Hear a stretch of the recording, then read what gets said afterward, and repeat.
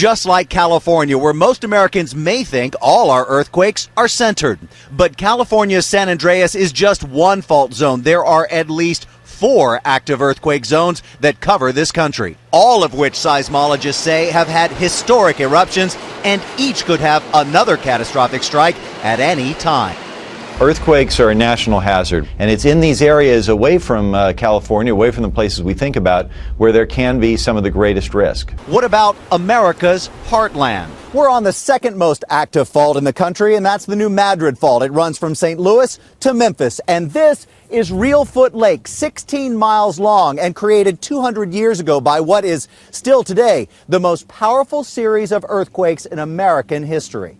It happened nearly 200 years ago on the morning of December 16th, 1811. An estimated 7.5 on the Richter scale. It was followed by a series of 2,000 aftershocks over the next 5 months, some measuring 8.0 and felt as far away as Boston. New Madrid is the biggest fault line east of the Rockies. It extends 120 miles through 5 states, cuts across the Mississippi River in 3 places, and slices the Ohio River in half.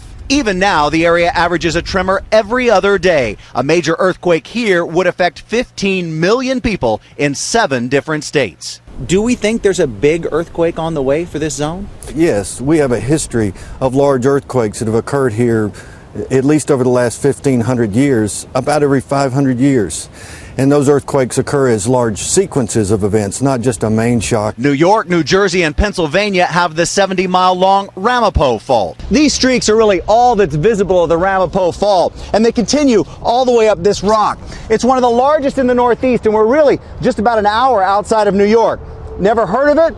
Well, it's been quiet for a couple of hundred years, and seismologists say that's part of the problem. We know in the future at some point an earthquake is going to occur, but we don't really understand the rules of the game yet in this area. What we do know is the last major activity on the Ramapo Fault was a 5.2 centered in Brooklyn, New York in 1884. And if that same quake hit today, there are now 8 million residents of New York City. All could be affected by the Ramapo Fault's dangerous reach. One important fault is the one that crosses Manhattan from the Hudson River to the East River, more or less along 125th Street.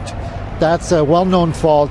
There are tunnels constructed for the water and for the subway lines underneath that cross this fault. And of course, there are 2 other hot spots. One, a subsidence zone that's just off the Pacific Northwest coast. It's in the water, but it's pretty active all the time. And the granddaddy of them all is the San Andreas Fault. There are thousands of earthquakes there every year.